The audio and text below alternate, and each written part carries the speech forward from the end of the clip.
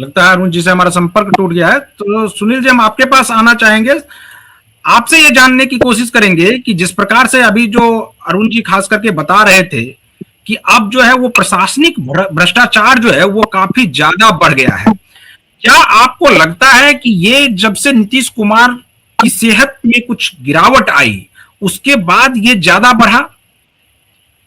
अब ये निसंदेह इसमें कोई दो ही राय नहीं है। आप ये सवाल जो पूछ रहे हैं, ये सबसे बड़ा सवाल तो ये है कि यदि आदमी तो शारीरिक रूप से ठीक होता और जो राजनीतिक संस्कार और राजनीतिक ऊंचाई जो नीतीश जी ने पाया है, क्या खुद स्वेच्छा से पद त्याग करने के लिए तैयार होती? बिल्कुल नहीं होते। क्या बिहार की जनता इस बात को स्वीकार करने के लिए तैयार है कि नीतीश जी मानसिक रूप से स्वस्थ रहते हुए भी पद छोड़कर चले गए? ये बात एक दूसरे से जुड़ा हुआ है। और जब राजा कमजोर होगा, सत्ता के पीठ पर बैठा व्यक्ति कमजोर होगा, तो जाहिर है उनके पास जो लामबंद जो अधिकारियों की फौज है, जो करीब 10-10 साल से उनके साथ पिछले हुए थे, कई अधिकारी थे, कई ऐसे कर्मचारी थे जो अब अधिकारी, जिसे अधिकारी भी अब सलाम ठोकता था, मैं नाम यहाँ किसी का नहीं लेना चाहूंगा, उनकी चलती आप आश्चर्य करेंगे कि एक अपना सा सिपाही जो इंस्पेक्टर या डीएसपी रैंक से होकर रिटायर कर चुका है, उनके साथ टाई चलता था और डीजीपी भी उनके नाम के साथ जी लगाकर बोलते थे। बिल्कुल, ये इसका चेहरा था जिसके चेहरे के साथ सुशासन जुड़ा हुआ था। ये बिहार की एक दुर्भाग्यपूर्ण स्थिति थी। मैं मानता हूं कि जिस नाम से, जिस काम से, जिस चीज तक नीतीश जी ने पहुंचाया, ये तथाकथित नौकर शासन में उनके जीवनों में तरह। और मैं फिर मानता हूँ कि नौकर शाही की चलती तो नीतीश आज भी सीएम बने रहते। मैं किसी की बुराई नहीं कर रहा हूँ, लेकिन जदयू के नेताओं की शैली है जिन्होंने बिहार के भविष्य को देखते हुए उनके सलाह देने में कामयाब हुआ कि भाई साहब आप करिए, गोल्डन एग्जिट लीजिए और रिटायरमेंट लेके या दूसरी भूमिका में आइए। मैं एक सवाल आप दोनों लोगों से होगा, बारी बारी से हम जवाब लेंगे। संजय झा ने इधर कहा कि क्या आप, उनका एक बयान आया कि क्या आप जो है वो जेडीयू को भुला देंगे, क्या आप नीतीश कुमार को भुला देंगे? क्या ये संभव है क्या कि बिहार की जनता जो है वो नीतीश कुमार को भुला दे या जेडीयू को भुला दे? आप इस बयान को किस रूप में देखते हैं? क्योंकि ये उससे पहले जो है कुछ दोनों पार्टी के भीतर, खास करके भारतीय जनता पार्टी और जेडीयू के भीतर शायद सहमति उस समय नहीं बनी थी और उस वक्त ये बयान आया था उनका।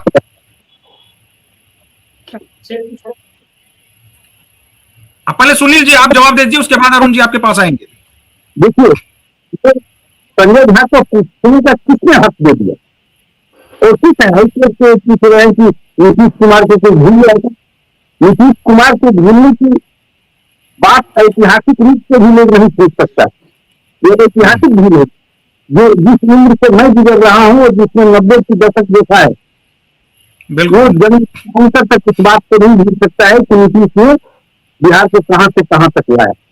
नीतीश को भूलने का सवाल कहां उठता है, लेकिन नीतीश की वर्तमान हकीकत क्या है, इसको भी स्वीकार करने के लिए आपके पास कलेजा चाहिए। इस सच्चाई को भी पेश करने का आपके पास कलेजा चाहिए।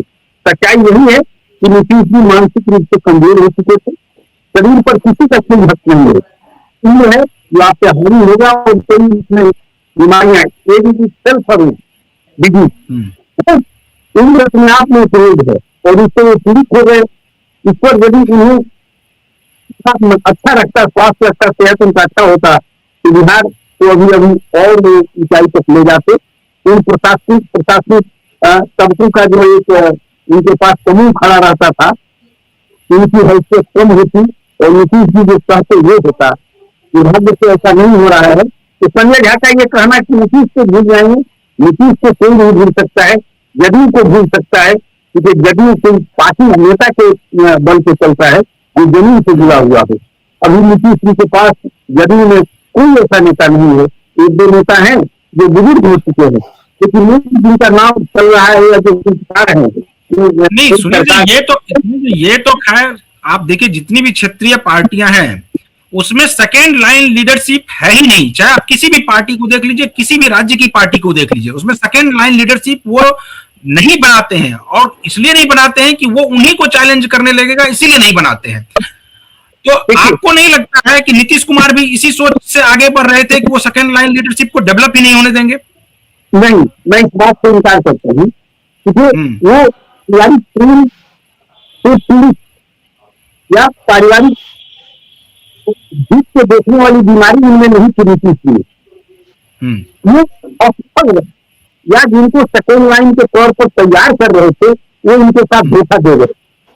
अब इसमें ऐसा आप मानिए आरसीपी हो या प्रशांत किशोर हो या कुशवाहा हो, आप थोड़ा सा 10 साल 12 साल पीछे जाए बिहार की राजनीति में आज की तारीख से, तो कई लोगों पर उन्होंने विश्वास और भरोसा जताया, चलन सिंह हो, लेकिन उनके अंतर विरोधी नेताओं का काम नीतीश जी के सामने जिनके नंबर 3 होने वाले लोगों के विरोध में एक जनमानस तैयार किया गया, जिसे नीतीश ने अंततः स्वीकार करते हुए उनके सब किया हटाए।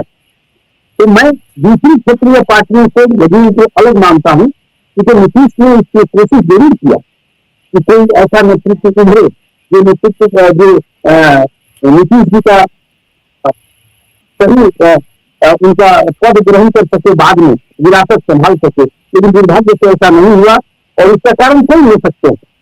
मैं इस बात से सहमत नहीं हूँ कि दूसरे क्षेत्रीय पार्टी के जो के बराबर ही जदयू ने काम किया, बिल्कुल जदयू के चाल चरित्र अलग रहा है नीतीश जी के कारण, लेकिन हाँ बिल्कुल आज के तारीख में असफल रहे सेकेंड, इससे भी इनकार नहीं करती। चलिए अरुण जी, आपके पास और आखिरी सवाल के साथ आएंगे कि अब आप आगे की लड़ाई किस किस के बीच देखते हैं? निशांत कुमार और तेजस्वी यादव के बीच देखते हैं, या सम्राट चौधरी और तेजस्वी यादव के बीच देखते हैं, और निशांत कुमार इसमें कहीं गायब हो जाएंगे? क्या लगता है आपको? देखिए, ये पहला अभी जो सवाल इमीडिएट कर रहे हैं उसके पहले थोड़ा सा सुनी दिए, जो बात है उसमें थोड़ा सा उसी अंदाज में ऐड कर देता हूँ कि आज संजय झा ने जो थोड़ी आवाज नहीं आ रही है, एक बार फिर से आप उसको। को कोई भूल पाएगा, ये सवाल जो संजय झा ने कहा है, ये सवाल नहीं का सवाल होता है कि जदयू के लिए नौबत किसने लाई, समाज को देर लगता है। अब आज से सम्राट चौधरी की बात आपने कही कि अब नीतीश मॉडल खत्म, अब लोग सम्राट युग शुरू हो गए, तो समाज को कितना देर लगता है? तो नीतीश कुमार ने 18 साल जो कुछ बदलाव किया, बिहार में ऐड किया, उससे ज्यादा लोग क्या क्या वो फेल किए। ऐसी शराबबंदी लागू की कि अब वो शराब कहीं दुकान नहीं है, वो घर घर में शराब की होम डिलीवरी हो रही है। लोग बात करेंगे, एक तरह से यदि आप बात करें तो भ्रष्टाचार की बात जो नीतीश कुमार ने अन्य हजारों के एक संस्था की लोकायुक्त की एक व्यक्ति था, उसको 3 सदस्य बना दिया, जो चीफ मिनिस्टर के भ्रष्टाचार की जांच करने वाली संस्था एजेंसी है। 5 साल से पूरी तरह डिफंक्ट है, कोई लोकायुक्त नहीं है, कोई वहां इमीडिएट अधिकारी तक नहीं है। 30,000 से अधिक भ्रष्टाचार के केसेस वहां कोई देखने वाला नहीं। मैं ये इसलिए बात कर रहा हूँ कि नीतीश कुमार के हटने के बाद नीतीश कुमार के गवर्नमेंट के फेल्यूर्स कहाँ हैं, लोग इसको उछालेंगे। और तब एक बात कहते हैं कि नीतीश कुमार जैसे एक बात की परिवारवाद की आप अभी बात कर रहे थे, निशांत को आप पद पर लावे नहीं दे, कोई रोल दे, चाहे पार्टी संगठन में दे, सरकार में दे, आखिर परिवारवाद इस छप्पा से वो थोड़े मुक्त हो पाएंगे।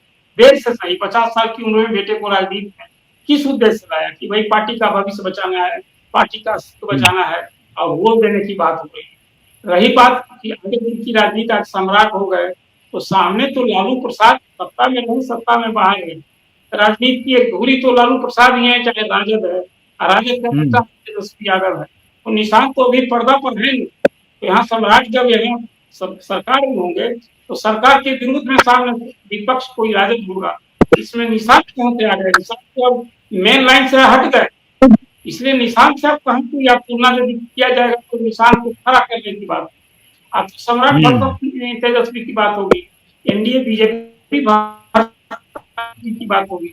अब तो नीतीश का चेहरा भी नहीं है, जिस नीतीश के चेहरा को करके बीजेपी अब तक लालू प्रसाद से लड़ते रही और हाशिए पर रखी, सत्ता से बाहर की, और राजद को तभी अवसर मिला 2 बार जब नीतीश चाहे, नहीं तो राजद का जीवन कहिए उसको देने में कहीं ना कहीं नीतीश कुमार को ही लोग कहते हैं कि राजद चुका था उसको पुनर्जीवित तो जीवन दान भी दिया नीतीश कुमार, तो इसलिए जो याद करने की बात में और फिर आगे की लड़ाई जो बिहार में वो सम्राट दूसरी तरह से हो गए। यहाँ नीतीश के लड़के अभी कहीं न पर्दा पर हैं, अब पहले उनको दायित्व मिले, रोल मिले, परफॉर्म करें तब उनकी शख्सियत बनता है।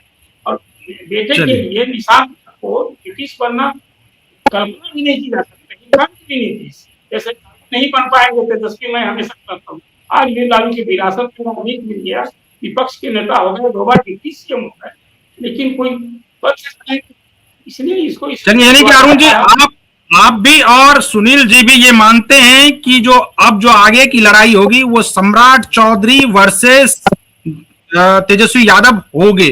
तो इसलिए अब इसी नोट पर हम लोग इसको यहाँ पर खत्म करेंगे। आप लोगों का बहुत बहुत शुक्रिया हमारे साथ जुड़ने के लिए।